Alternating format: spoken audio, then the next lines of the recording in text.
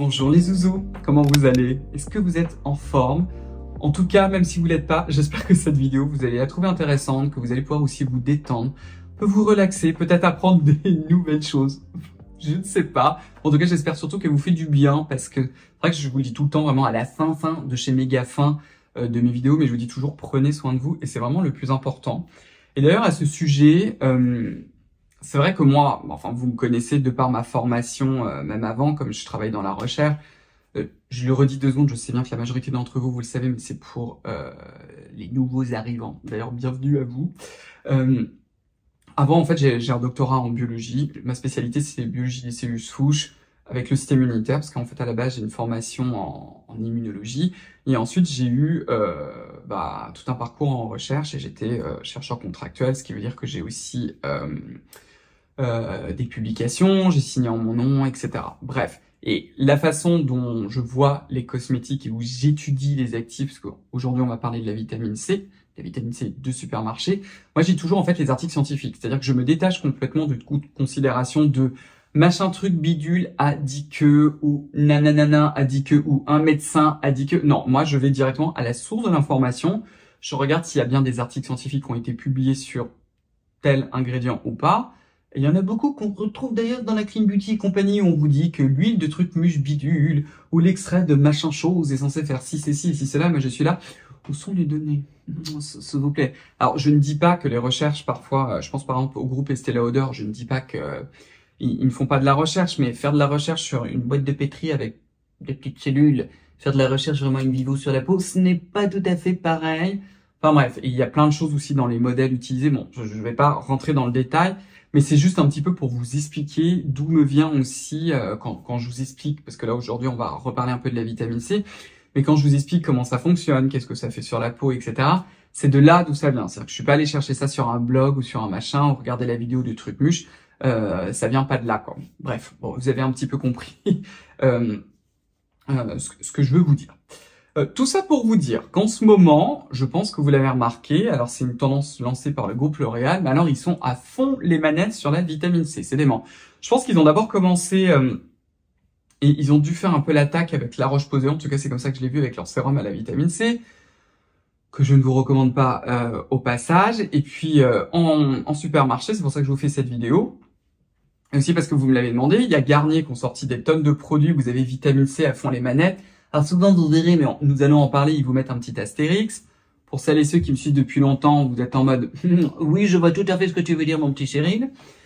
Et on a aussi L'Oréal. Je vous ai d'ailleurs fait toute une vidéo dédiée sur un des nouveaux sérums chez L'Oréal Paris que je trouvais intéressant. Il y a quand même beaucoup de produits, du coup, que ce soit chez Garnier ou chez L'Oréal, qui au niveau marketing vous reprennent en fait beaucoup d'allégations qu'on attribue à la vitamine C.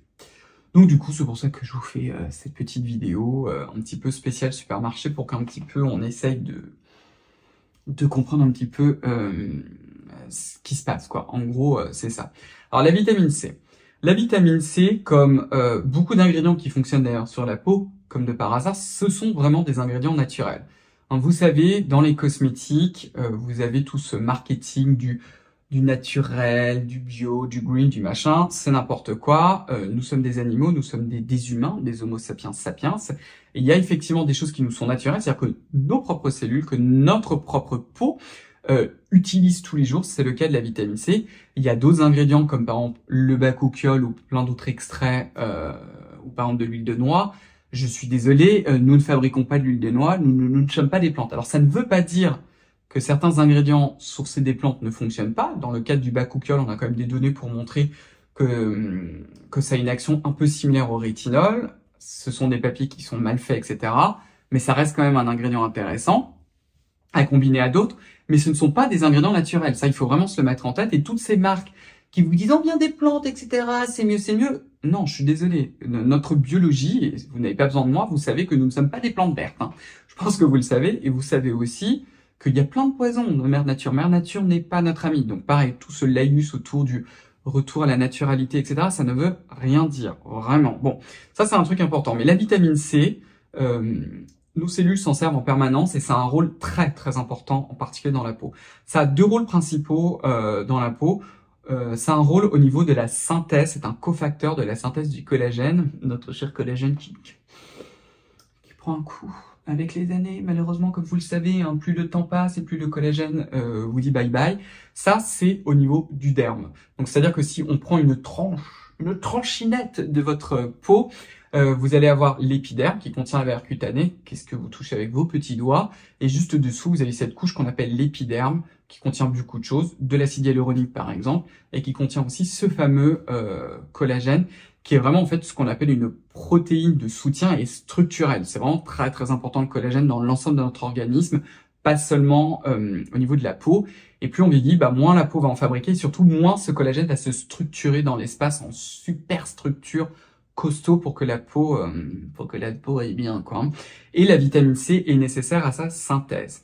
Il y a quand même de fortes chances pour que quand vous vous tartiniez le visage d'un bon sérum à la vitamine C, au hasard, le siglo de chez Geek & Gorgeous, le lien juste en bas, et achetez le baume démaquillant. Okay. Oh, le nouveau baume démaquillant, les enfants de Geek & Gorgeous. Je fais une petite digression, mais c'est le paradis absolu pour 13 €. Bon, je vous l'ai dit, je vous ai rien dit. Mais bref, on sait que ça sature l'épiderme. Pour le derme, c'est moins sûr. Ceci étant dit, vous avez un papier qui a été cofinancé par La Roche-Posay, qui n'a pas été fait dans les règles de l'art, je l'avoue, mais quand même, qui semble montrer quand même que quand on applique au niveau topique un bon sérum à la vitamine C, qu'on pourrait avoir une augmentation de la synthèse du collagène. C'est une possibilité. Ça a été prouvé in vitro et potentiellement in vivo. Bon, voilà. Le deuxième rôle très très important de la vitamine C, c'est tout simplement son pouvoir antioxydant. J'ai entendu un nom d'ânerie et je sais, il y a un article de blog fait par une blogueuse qui est assez connue. C'est en tissu d'ânerie. Voilà, je le dis directement. Quand je dis ça, évidemment, ce n'est pas adressé contre elle, qu'on soit clair. Ce que je vous dis juste, c'est que les informations scientifiques qu'il y a dedans, c'est poubelle. Un des trucs, c'est qu'ils disent que quand on met de la vitamine C, c'est potentiellement pro-oxydant. Je suis en mode, non mais la vitamine C est utilisée en permanence par les cellules cutanées pour lutter contre justement les activités oxydantes. Alors, les antioxydants, très très souvent, et la façon dont c'est décrit, on voit toujours ça comme « Oh mon Dieu, au secours, le mal absolu, horreur absolue, nous allons tous mourir !» Non, c'est beaucoup plus compliqué que ça.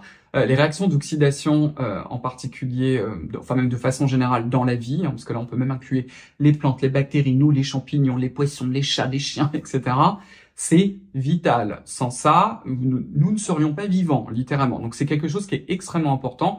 C'est un processus en fait qui permet aux cellules de tirer leur énergie. Nous sommes, je vais vous donner le nom, nous sommes ce qu'on appelle des êtres vivants qui sommes autotrophes. C'est-à-dire qu'on a besoin de manger de la matière organique comme de la viande, des légumes, des plantes, du riz, des pâtes, des œufs, etc. Donc finalement, des molécules, des aliments qui sont fabriqués par d'autres organismes vivants. Ce n'est pas comme une plante. Même si avec les plantes, bon, c'est un peu plus compliqué que ça. Mais je ne vais pas rentrer dans le détail, qu'on appelle des hétérotrophes pour les plantes. Nous sommes ce qu'on appelle des autotrophes. Donc on a besoin en fait de dégrader la nourriture qui a été faite d'autres molécules vivantes, qu'on appelle la matière organique. On a besoin de la dégrader pour pouvoir tirer notre énergie et avoir les briques du vivant. C'est comme ça que ça fonctionne. Ça, c'est un élément qui est ultra important. Le problème de ce processus-là, c'est qu'il produit des radicaux libres. Et ces radicaux libres, aïe aïe aïe, s'ils sont pas contrôlés, ça va détruire les composants de la cellule. C'est pour ça qu'on a des antioxydants. Dans les antioxydants naturels les plus puissants, vous avez la vitamine C et vous avez également la vitamine E. Et c'est vraiment un élément important. L'autre chose aussi, parce qu'on va quand même repartir, parce que là j'ai commencé comme d'habitude à vous faire un cours de biologie, c'était pas forcément le but à la base, mais quand par exemple vous sortez dehors, sans crème solaire, au secours, et que vous restez un quart d'heure au soleil, un quart d'heure après, votre peau est déplétée à 100% de vitamine C. C'est pour vous montrer, alors ça c'est pas quelque chose que vous pouvez voir, mais si on faisait une petite coupe de votre peau avant la sortie, une petite coupe après la sortie de votre peau, et on doserait la vitamine C, il n'y en a plus, elle est oxydée. Et ce qui a été aussi montré, alors ça a été montré par le docteur Pinel, qui ensuite a co-développé pour SkinCeuticals le fameux sérum qui s'appelle le CE Ferulique, c'est que si on fait un sérum à partir de 15%, enfin à partir de 10% de vitamine C, dans une formule aqueuse avec de l'eau, du coup, à pH 3,4 ou en dessous, que ça peut pénétrer la barrière cutanée que vous touchez avec votre doigt et que ça va infuser les cellules de l'épiderme. Et donc, du coup, on va pouvoir resaturer l'épiderme en vitamine C. Et donc, à partir du moment où la vitamine C peut rentrer dans votre peau, littéralement, c'est-à-dire qu'elle a un potentiel rôle antioxydant, voire même de stimulation du collagène. Donc tout ça pour vous dire quoi? Tout ça pour vous dire que la vitamine C peut avoir ce rôle antioxydant et également booster de synthèse de collagène à partir du moment où c'est dans une formule avec de l'eau, que c'est du L-ascorbic acide parce que c'est ce qui a été prouvé, c'est le nom scientifique de la vitamine C et c'est ce que vous avez dans vos propres cellules et il faut que ce soit à pH 3,4. Voilà, bon, maintenant on va passer aux différents produits et je vais vous donner encore plus d'explications. On va commencer chez Garnier. Je vous l'ai jamais décrit ce produit-là, je ne l'ai pas testé, ça va être vraiment que de l'analyse de composition. Et d'ailleurs, dites-moi si vous avez essayé ce produit qui en soi est un peu intéressant. Est-ce que je vais vous le recommander? Non, mais il est un peu intéressant. Ça s'appelle la solution micellaire tout en un vitamine C, qui est en fait une solution micellaire qui est biphasée. Et là encore, on vous balance vitamine C. Alors dessus, quand vous allez, parce que là je vous lis vraiment sur le site internet, solution micellaire tout en un à la vitamine C, ça nettoie, ça démaquille, ça illumine, zéro résidu, hypoallergénique, on vous parle de micelle. Je pourrais aussi vous faire un cours sur comment les eaux micellaires fonctionnent. C'est pas très important, mais vous avez en fait une phase grasse, vous avez de l'eau évidemment, et une phase grasse qui est faite à partir de xylène glycol. Vous avez ensuite de la glycérine, du Polaxamer 184 et du PEC 40 hydrogenated castor oil. En fait, ce sont les deux agents nettoyants doux.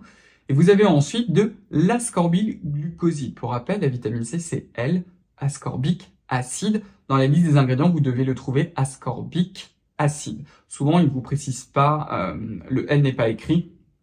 Il faut que ce soit précisé. L'ascorbylglucoside, qu'est-ce que c'est? C'est de la vitamine C qui a été modifiée chimiquement et qui a été associée en fait à du glucose. Alors pourquoi?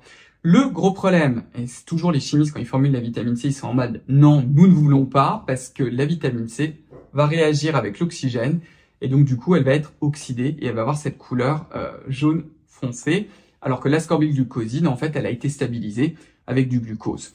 Donc en réalité, ce n'est pas de la vitamine C, mais un dérivé de vitamine C. Pour celles et ceux d'entre vous qui me suivent depuis longtemps, vous le savez, je vous l'ai rabâché 100 fois. Vous avez beaucoup de dérivés de vitamine C qui à la base ont été justement développés à cause de ce souci-là, parce que justement, le problème, c'est que ce n'est pas stable en solution et que les chimistes veulent que les produits soient stables, mais le problème, c'est qu'on a aussi beaucoup moins de données scientifiques dessus et que dans la majorité des cas, on perd le pouvoir antioxydant. Dans le cadre de l'ascorbylglucoside, il est très pratique en chimie parce que, bon, déjà, il est pas cher du tout, donc ça fait que c'est quand même assez pratique pour les marques parce que comme ça leur coûte pas cher. L'autre chose, c'est qu'il est extrêmement stable. Et la troisième chose, c'est qu'il est soluble dans la phase aqueuse.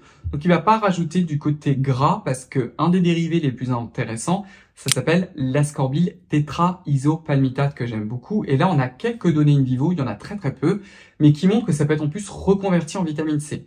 Alors, l'ascorbylglucoside, tout comme la vitamine C, ça a quand même des propriétés au niveau cutané. C'est-à-dire que ça va agir sur l'éclat du teint.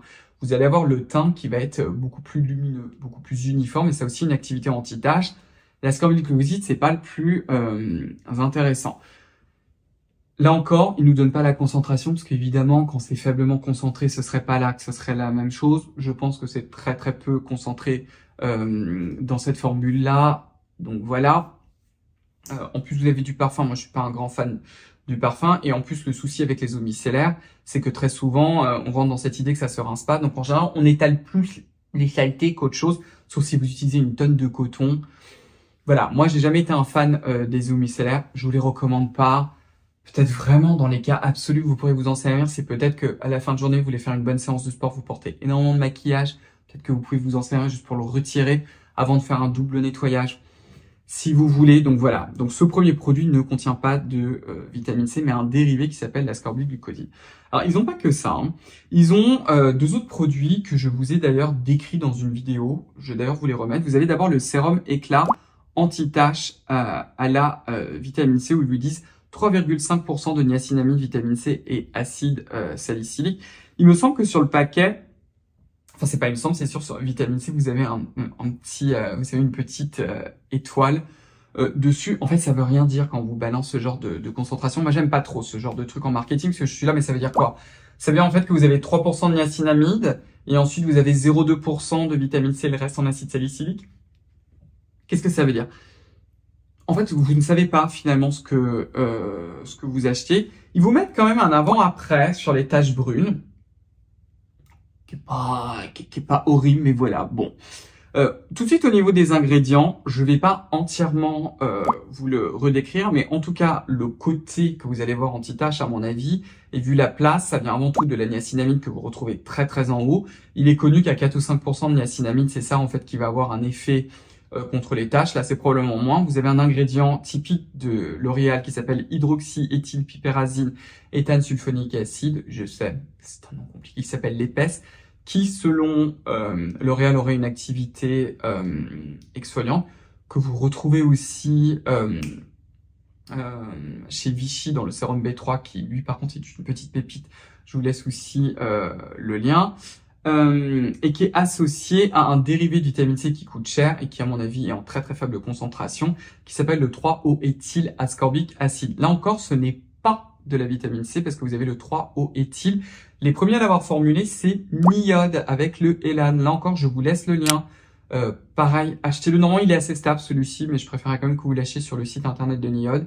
Il est en anglais. Je vous l'ai dit dans une vidéo, je crois que précédente, je sais pas dans quelle ordre ce sera, mais vous avez parlé des crèmes de chez The Ordinary. Je préfère toujours que vous les commandiez parce que vous êtes sûr d'avoir un actif un petit peu plus frais. Il est potentiellement pas du tout antioxydant, mais par contre contre l'hyperpigmentation, il est assez intéressant et pas tellement irritant. Vraiment, tout à la fin, vous avez l'acide salicylique. Là encore, ça fait du sens de l'avoir, mais je pense en fait qu'il est très très faiblement concentré, donc ça va pas changer la face du monde. C'est dommage parce que c'était une bonne idée. Vous avez aussi vous avez de la vitamine E sous la forme de tocopherol, et vous avez aussi un dérivé tocophéryl acétate. Là encore, c'est quand même intéressant d'un point de vue antioxydant, mais bon. Par contre, linalol, géraniol, limonène, benzylalcool, benzylsalicylate et parfum, s'il vous plaît, quoi, formulez au moins de façon un peu hypoallergénique, parce que là, c'est pas le cas. Donc, lotion micellaire, c'était de l'ascorbic glucoside. Ce sérum-là, en fait, c'était du 3-O-éthyl ascorbic acide. À chaque fois, je vais vous donner quand même les alternatives qui sont plus intéressantes. Ensuite, ils ont sorti ce qu'ils appellent le sérum crème vitamine C 2 en 1, booster d'éclat, où ils vous disent 20% sérum vitamine C plus crème hydratante. Alors là encore, je sais pas exactement qu'est-ce qu'ils veulent dire par leur 20%, parce que c'est sûr que ça ne contient pas 20% de vitamine C. C'est un genre de sérum slash crème. En réalité, c'est une crème avec une texture très très légère, avec un SPF de 25. Donc, s'il vous plaît, n'achetez pas ce type de produit-là. Vous devez avoir vraiment un solaire dédié. Ça, c'est vraiment important. Hashtag le nouveau blur de chez SVR, qui est celui que je porte toujours quand maintenant je vous filme des vidéos.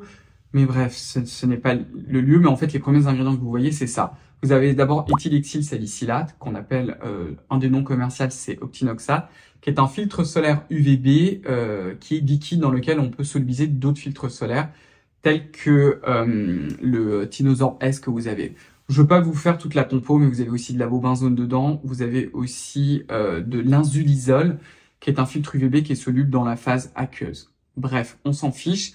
Et vous avez tout en bas, tout au loin, vous voyez ce que je veux dire, de la composition, le même dérivé en fait que vous avez dans l'eau micellaire qui est l'ascorbyl glucoside. Bon, je comprends qu'ils ont envie de vous faire toute une gamme à la vitamine C, mais je suis là, non, enfin c'est juste une crème hydratante avec une protection solaire, donc c'est un espèce de solaire slash crème hydratante.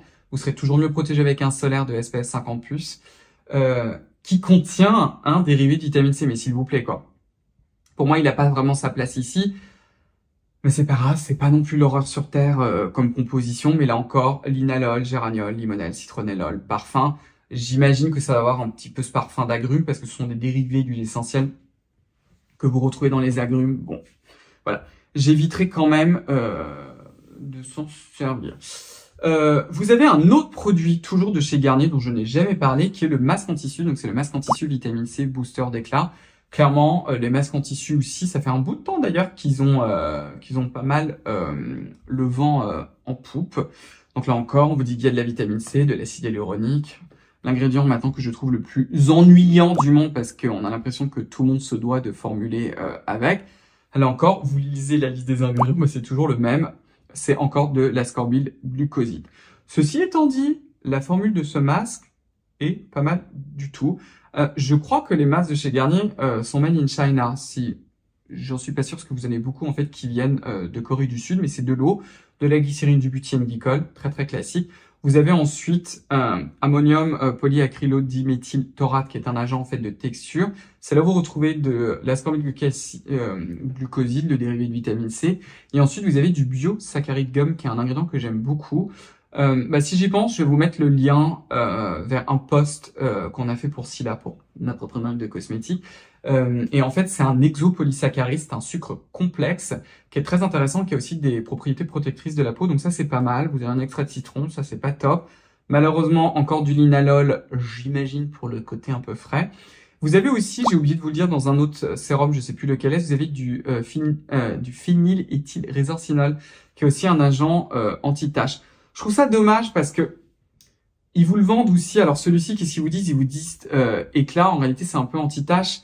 Il y a quand même de fortes chances pour que ce soit dû à ces dérivés du résorcinol qu'autre chose. Mais bref. Vous avez d'autres produits. Vous avez la crème hydratante bio, vitamine C, éclat et le soin Dieu booster d'éclat. Je vais pas vraiment vous les décrire pour aujourd'hui. Mais bon, je pense que vous avez compris que chez Garnier, si vous me cherchez de la vitamine C, en fait, il n'y en a pas. Ils utilisent que des dérivés de la vitamine C. Vous avez quand même d'autres produits parce qu'en particulier si vous souffrez, parce que clairement les dérivés, leur vrai pouvoir c'est sur l'hyperpigmentation. Il y en a un qui est la forme tétraisopalmitate. D'ailleurs je vous mets le lien. Vous pouvez commander celui de chez The Ordinary qui s'appelle ascorbyl tétraisopalmitate qui est concentré à 20%. Prenez celui de chez The Ordinary. Si vous ne tolérez pas les sérums à la vitamine C comme le Siglo, vous prenez celui-ci de chez The Ordinary qui est potentiellement aussi antioxydant. Sinon, pour tout le reste, c'est surtout une activité pour lutter contre les taches. Là encore, ce sera pas vraiment assez concentré pour vraiment avoir un impact majeur sur votre peau. Donc, utilisez d'autres produits. Utilisez par exemple le Elan de chez Niod. Oui, à l'achat, il va être un peu plus cher. Vous en mettez quelques gouttes dans votre crème hydratante, comme celle de chez The Ordinary par exemple. Et vous aurez des meilleurs résultats avec. Maintenant, on va passer chez L'Oréal Paris. Chez L'Oréal Paris, par contre, c'est beaucoup plus intéressant. Ils ont deux produits avec cette allégation vitamine C. Le premier, c'est Revitalift Clinical Serum, 12% de vitamine C, c'est pur. Je vous ai fait pour ce sérum-là toute une revue de la formule. Il coûte 20 €. C'est enfin un produit en supermarché qui contient vraiment de la vitamine C parce que quand vous allez dans la composition, miracle, on lit ascorbic acide. La formule est beaucoup inspirée, comme d'hab, j'ai envie de vous dire, de celle de chez La Roche-Posay. En réalité, elle est assez similaire. Et c'est une émulsion en plus qui contient des silicones. Vous avez du dimethicone, du polysilicone 11. Ça, je trouve c'est assez intéressant parce que vous avez beaucoup de sérum à la vitamine C. Au moment où vous allez les mettre, ça va immédiatement être absorbé. Donc ça, je trouve ça pas mal, qu'il y ait ce côté un petit peu émollient des silicones qui va vous permettre de les étaler. Et oui, longue vie au silicone. C'est aussi une formule aqueuse. Il vous donne pas le pH. Il faudrait que je l'achète pour pouvoir vous le tester et vous dire ce que j'en pense. C'est dommage qu'il y ait du parfum. Mais c'est ce qu'on a de plus proche de la vitamine C. Je suis presque sûr, et au vu des photos, qu'elle est déjà oxydée, parce que le produit est orange. Et de toute façon, je ne vois pas, avec ce type de formule, comment ils pourraient faire pour que ce ne soit pas le cas. Parce que vous doutez bien qu'en supermarché, les supermarchés achètent des grands stocks. Donc à moins qu'ils produisent carrément sous vide, pour avoir un produit en gros aux alentours de 20 €, c'est pas possible, quoi. Et en plus, c'est en pipette. Il faudrait que ce soit en format airless, en conditions sous vide. Et là, la vitamine C ne sera pas oxydée. Donc, vous aurez toujours le côté éclat du teint, anti-hyperpigmentation. Pour le côté antioxydant, probablement pas. Là encore, vous savez ce que je vais vous dire. Si vous voulez avoir le full power de la vitamine C, Siglo de chez Geek & Gorgeous, je vous l'ai dit. Mais quand même, si vraiment vous n'avez pas le choix, si vous voulez vraiment pas vous prendre la tête, celui-ci, effectivement, c'est le cas. Dommage qu'il y ait du parfum. Le dernier produit, je vais m'arrêter, et après, je vais enfin m'arrêter parce que je crois que j'ai encore parlé, qui est quand même un produit que je suis extrêmement content, même si la vitamine C, je suis en mode non, en fait, on s'en fiche. Hein. C'est le nouveau solaire de chez L'Oréal qui s'appelle le Revitalift Clinical Vitamine C Fluide. Si vous voulez, d'ailleurs, je pourrais vous faire toute une vidéo dédiée à ce solaire-là, donc qui s'appelle le fluide anti-UV. Revitalift Clinical, très haute protection. Là, je suis très content par contre des allégations marketing. Je suis en mode yes, enfin. Résultat visible sur les premiers signes de l'âge. Vous avez vraiment le mot anti-âge. 93% trouvent que leurs tâches sont moins visibles. 92% trouvent leur ridule réduite. Il vous colle vitamine C. Bon, on oublie ça, on s'en fout. Mais ridule et les tâches, oui, absolument. Fini invisible, oui, absolument. Ultra léger, oui absolument. N'obstrue pas les pores, oui absolument. Fini sec et sans traces blanches, oui absolument. Vous savez ce que c'est cette formule? C'est exactement la même que vous retrouvez chez Vichy. C'est leur nouveau solaire qui s'appelle, je crois, le Clear UV, etc. En fait, c'est la même base que l'ancien de chez La Roche-Posay. Vous savez, le fluide Antelios. Maintenant, il est devenu UV 1400, mais ils sont très proches. Hein. C'est juste que vous avez un filtre en plus. Et dans lequel ils ont rajouté beaucoup plus de silice pour avoir le côté matifiant. En réalité, c'est une crème solaire qui est toujours la même. Vous en avez aussi une qui est pratiquement pareille chez Garnier, qui s'appelle, je crois, le sérum anti-UV ou quelque chose comme ça, mais c'est les mêmes bases de formule. Donc, au niveau des filtres solaires, vous avez de l'Opti-Salate, vous avez ensuite de l'Uvenune T150, donc les deux, ce sont des filtres UVB. Vous avez ensuite du Tinosorb S qui filtre UVB, UVA de type 2, UVA de type 1. Vous avez ensuite de l'Avobenzone, donc si vous ne les supportez pas comme moi, attention les enfants, qui est un filtre UVA. Ensuite, on retrouve le fil de L'Oréal qui s'appelle le Mexoryl XL. Je vais vous donner son nom juste pour qu'on rigole un peu, qui s'appelle le Drométrisol Trisiloxane. D'ailleurs, je vous le dis, hein, de temps en temps, moi je tape sur L'Oréal parce que je trouve qu'ils sont un peu gonflés pour certains trucs, mais il faut quand même dire les choses. L'Oréal fait partie de ces très rares groupes qui investissent massivement dans les filtres solaires. Le Mexoryl XL, c'est eux qui l'ont développé. Vous avez un autre filtre de chez eux qui s'appelle le Mexoryl SX. Son nom c'est Terephthalidinène dicamphore sulfonique acide. Respirons s'il vous plaît, qui est aussi un excellent filtre UVA, donc vous avez beaucoup de redondance. Comme je vous l'ai dit, il est calqué en fait sur l'ancien de chez La Roche-Posay, donc potentiellement, je n'ai pas eu la confirmation, mais je pense que la protection UVA elle est même aux alentours de 40. Donc c'est un très beau solaire qui est très liquide. Je l'ai essayé sur les mains parce que j'ai vu, au moment où je vous le filme, c'était hier, mais là quand elle sortira, ça va faire plus d'une semaine. J'ai vu Eve, qui s'appelle une citadine, dans un plaid paumé. Je vais vous laisser son lien vers son compte Instagram, qui est adorable. À un moment, pendant le Covid, il y a très longtemps, on faisait beaucoup de live ensemble et c'est grâce à elle, en fait, que je suis là sur les réseaux. Donc, vous pouvez aller la remercier, mais elle me l'a fait essayer sur les mains quand elle était à Paris parce qu'elle l'avait. Il est superbement élégant. Il est un peu parfumé, là aussi, c'est dommage. Donc, celui-ci, clairement, hein, je vous le dis tout de suite. Si vous avez la barrière cutanée abîmée, vous l'oubliez, les enfants. C'est pas la peine d'y penser, d'accord? Si vous êtes sensible aussi à l'avobenzone, vous l'oubliez aussi. Alors, si en plus vous avez barrière cutanée, vous êtes sensible à l'avobenzone, non, d'accord? Par contre, en solaire sur les mains, merveille, hein, franchement. Et comme celui-ci, il est dérivé de ceux pour les peaux grasses, et vous avez la silice qui est vous avez d'abord de l'eau, de l'alcool, vous avez ensuite un ester pour diluer les filtres solaires qui s'appelle di-isopropylsébacate, et c'est ensuite que vous allez trouver la silice. La silice, en fait, ce sont des petites billes de sable, de silice, qui sont très poreuses et qui vont absorber en fait le gras. On les retrouve très souvent dans les solaires pour les matifier. Le fini est franchement exceptionnel et c'est surtout un solaire de supermarché que vous allez pouvoir agripper. Il n'a pas de vitamine C évidemment, c'est de l'ascorbylglucoside, ce serait pas là, ce serait pareil, mais c'est pas absolument pas grave, je suis franchement très content. Sur le site de L'Oréal, il est à 18,99 €, il peut peut-être être moins cher, mais si vous en cherchez un équivalent du La Roche-Posay, vous avez celui-ci qui est très élégant. Voilà. Écoutez, c'est tout pour cette vidéo qui, je crois, va être très longue. En fait, je me suis dit, elle va être rapide et tout. Je crois pas. Bref. J'espère en tout cas que ça vous a plu, que vous avez appris des choses. Voilà. Vous pouvez acheter si vous voulez les deux de chez L'Oréal.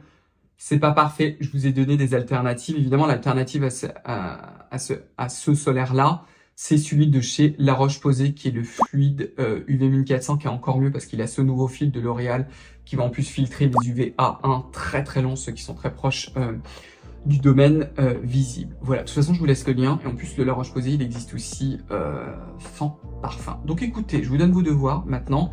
Abonnez-vous si vous n'avez pas encore fait, commentez, enclenchez la cloche des notifications, rejoignez-moi sur Instagram, suivez aussi l'Instagram de ma marque et bien évidemment le plus important comme toujours, prenez bien soin de vous et puis on va se revoir très vite pour une prochaine vidéo. Bye bye.